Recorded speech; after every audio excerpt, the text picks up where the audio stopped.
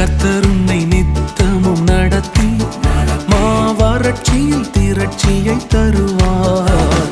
கர்த்தர் உன்னை நித்தமும் நடத்தி மாவறட்சியில் திரட்சியை தருவார். உன் ஆத்துமாவை திருப்தி செய்வார். உன்